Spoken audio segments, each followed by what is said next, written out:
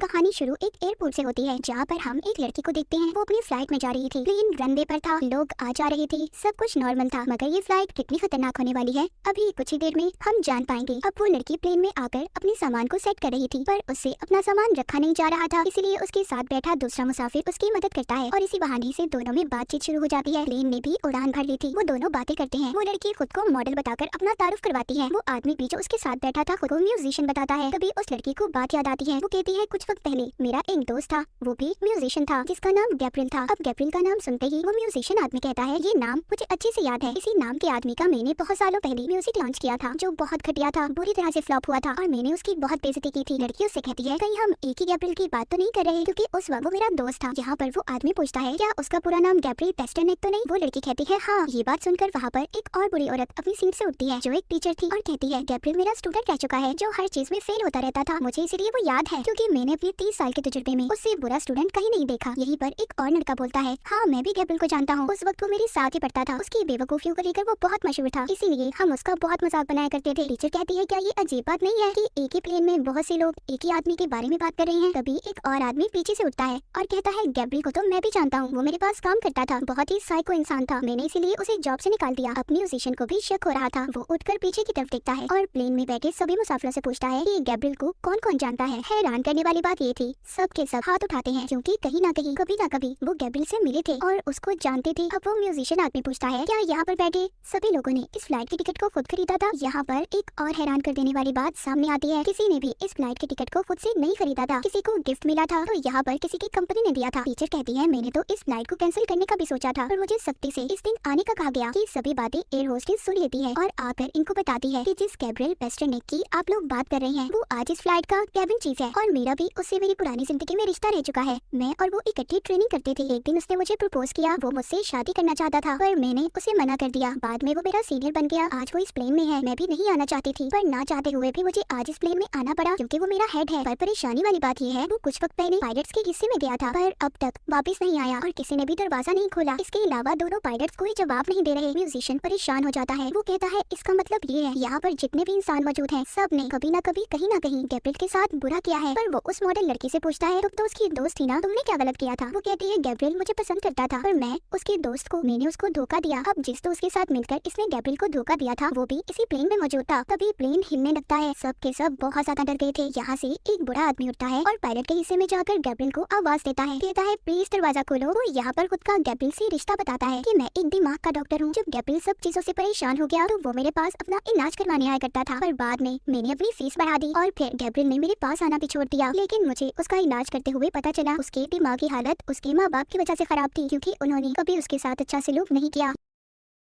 यहाँ से अब वो उसे आवाज देता है, कहता है तुम हमारे से बदला नहीं ले सकते क्योंकि तुम्हारी ऐसी जिंदगी के जिम्मेदार तुम्हारे माँ बाप हैं। पर प्लेन नीचे की तरफ जा रहा था। गैब्रियल ने बहुत बड़ी प्लानिंग करके अपनी जिंदगी खराब करने के जिम्मेदार लोगों से बदला लेने का सोच लिया था, पर उस प्लेन में उसके माँ बाप तो नहीं थे। सभी डर से चिल्ला रहे थे। प्लेन नीचे शहर की तरफ जा रहा था। तभी हम देखते हैं एक बुरा कपल अपने गार्डन में बैठे थे और उन्हें ऊपर से एक प्लेन आता दिखाई देता है जो इनकी तरफ आ रहा था और हमें पता चलता है कि बुढ़ा कपल ही गैब्रियल के माँ बाप थे। वो ऊपर से प्लेन को लाकर इन पर तबाह कर देता है। कितना खतरनाक था गैब्रियल का बदला। इसके बाद हमें दूसरी कहानी दिखाई जाती है। हम एक बिजनेसमैन को देखते हैं जिसका नाम डिएगो था। वो अपने बिजनेस के सिलसिले में कहीं पर जा रहा था जो एक बहुत ही सुनसान रास्ता था। उसकी गाड़ी, म्यूजिक सब बहुत अच्छा चल रहा था। तभी अचानक से एक और गाड़ी उसकी गाड़ी के आगे आ जाती है जो बहुत ही आहिस्ता चल रही थी। डिएगो अपनी गाड़ी से बार बार हॉर्न देता है, रास्ता देने का कहता है, पर वो उसके आगे से हटने का नाम ही नहीं ले रहा था। डिएगो अब साइड पर जाता है, देखता है उस गाड़ी में एक आदमी बैठा था जो बहुत ही अजीब था। अब ये उसे बुरा भला कहता है और उसकी गाड़ी से आगे जाकर उसको अपनी मिडिल दरमियान वाली उंगली भी दिखाता है और आगे निकल जाता है। डिएगो की गाड़ी बहुत तेज चल रही थी। आगे जाकर डिएगो फिर अपनी स्पीड में गाड़ी चलाने लगा था, पर अचानक से उसकी गाड़ी का टायर पंचर हो जाता है। वो एक पोल के पास अपनी गाड़ी को खड़ा करता है। यहाँ पर दूर दूर तक कोई नजर नहीं आ रहा था। ऊपर से डिएगो पीछे से एक आदमी से लड़कर भी आया था। उसके पास एक और टायर तो था पर उसे लगाना नहीं आता था, इसीलिए वो एक मैकेनिक को कॉल करता है, लेकिन वो उसे 1 घंटे बाद आने का कहता है। अब डिएगो खुद ही टायर लगाने की कोशिश कर रहा था। इससे पहले वो टायर लगाकर उसके सारे स्क्रू जोड़ पाता तभी वहाँ पर वो ही पुरानी गाड़ी आ जाती है जो इसे पीछे काफी तंग कर रही थी। डिएगो डर गया था, इसीलिए वो जल्दी से जाकर अपनी गाड़ी में बैठ जाता है। वो दूसरी गाड़ी में बैठा आदमी उसकी गाड़ी के आगे अपनी गाड़ी रोकता है और डिएगो के पास आता है। वो उस आदमी से डरा हुआ था। वो कहता है, मुझे माफ कर दो,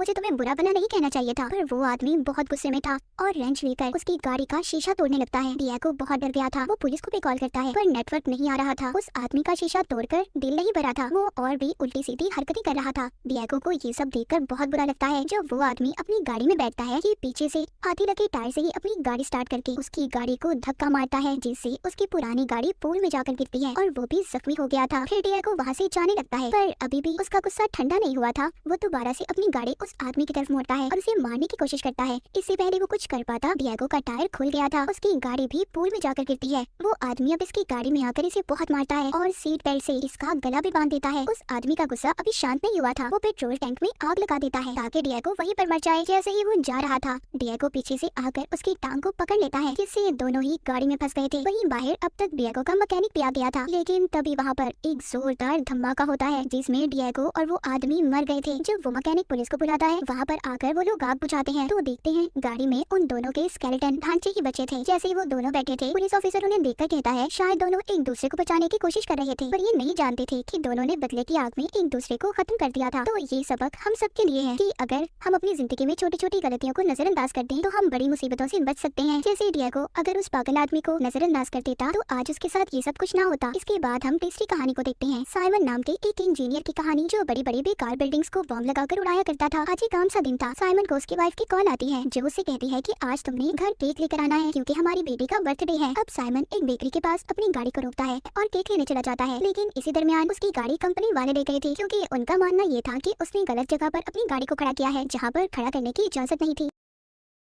वो अब टैक्सी लेकर टैक्स अथॉरिटी के ऑफिस जाता है जहाँ पर वो जाकर कहता है कि उसकी कोई गलती नहीं थी, मेरी गाड़ी को बगैर गलती के क्यों उठाया गया, तो मैं आप लोगों को कोई फाइन जुर्माना नहीं दूंगा। वहाँ पर बाकी के लोग भी उनसे यही कह रहे थे, पर वो फाइन देने वाला आदमी कहता है सर आपको जुर्माना तो देना होगा वरना आपको और पैसे अदा करने पड़ेंगे। साइमन के पास कोई और रास्ता नहीं था, इसलिए वो जुर्माना देकर अपनी गाड़ी को छुड़वा लेता है, पर ट्रैफिक की वजह से साइमन जल्दी घर नहीं पहुँच पाता। घर पर उसकी बेटी एक छोटी सी पेस्ट्री से अपना बर्थडे सेलिब्रेट कर लेती है। वो जब घर आता है तो उसकी वाइफ उससे बहुत नाराज थी क्योंकि साइमन हमेशा से ये मानता था कि हमारी गवर्नमेंट ईमानदारी से काम नहीं करती और इन्हीं चक्करों में लगा रहता था। अगले दिन वो गवर्नमेंट ऑफिस पहुंचता है ताकि अपने ऊपर लगे गलत जुर्माने की शिकायत कर सके, पर यहाँ पर गवर्नमेंट ऑफिसर उससे कहता है जो आपका जुर्माना है आपको किसी भी हाल में देना है। ये बात तो सुनकर साइमन भड़क गया था और उस पर हमला कर देता है। वहाँ खड़े लोग सब उसको हौसला दे रहे थे, लेकिन इतने में पुलिस आ जाती है जो उसको गिरफ्तार कर लेती है। पर थोड़ी ही देर में साइमन का दोस्त पुलिस स्टेशन जाकर उसको छुड़वा लेता है, मगर अब ये खबर अखबार में भी छप चुकी थी, इस वजह से उसे नौकरी से भी निकाल दिया जाता है। उसकी वाइफ भी डाइवोर्स तलाक के केस को फाइल कर देती है। उसको उसकी बेटी की कस्टडी भी नहीं मिलती क्योंकि उसके पास अब कोई नौकरी भी नहीं थी। उसको इसके अलावा कोई भी नौकरी नहीं दे रहा था। एक दिन दोबारा से उसकी गाड़ी को कंपनी वाले उठाकर ले जाते हैं, हालांकि इस बार भी कोई उसकी गलती नहीं थी। वो इस बार चुपचाप बिना कुछ बोले अपनी गाड़ी को छुड़वा लेता है, मगर इन सब की वजह से उसके दिल में काफी गुस्सा था क्योंकि इन्हीं की वजह से उसकी नौकरी, फैमिली, उसका बनाया गया मुस्तकबिल सब कुछ तबाह हो गया था। वो एक रात जाकर अपनी गाड़ी में कुछ तब्दीलियां करता है और अगली सुबह जाकर अपनी गाड़ी को ऐसी जगह पर खड़ा करता है जहाँ पर नो पार्किंग का साइन था। वो चाहता था कि कंपनी उसकी गाड़ी को ले जाए और होता भी ऐसा ही है, पर जैसे ही ये उसकी गाड़ी को उठाकर अपने गैराज में खड़ी करते हैं तो वहाँ पर एक जोरदार धमाका होता है। कंपनी का ऑफिस, आसपास खड़ी गाड़ियाँ सब कुछ तबाह हो गया था। ये खबर एक बड़ी खबर बन गई थी कि कैसे एक आम इंसान ने गवर्नमेंट के खिलाफ आवाज उठाई। साइमन आम लोगों में एक मसीहा बन चुका था। अब इस हादसे को कुछ महीने हो चुके थे, पर साइमन अब जेल में था। उसका आज बर्थडे था। उसकी वाइफ और बेटी उसके लिए केक लेकर आती है, यानी कि उसकी बेटी और वाइफ ने भी उसके साथ रहने का फैसला कर लिया था। साइमन के जेल में सभी इज्जत भी करते थे और इसी के साथ ये तीसरी कहानी भी यहीं पर खत्म हो जाती है। साइमन की कहानी से तो हम ये सीख पाते हैं कि हमें बिला वजह किसी के आगे झुकना नहीं चाहिए। जिसमें आपकी कोई गलती ना हो, अपने हक के लिए आवाज उठाएं। तो इन तीनों में से आपको कौन सी कहानी अच्छी लगी हमें जरूर बताइएगा।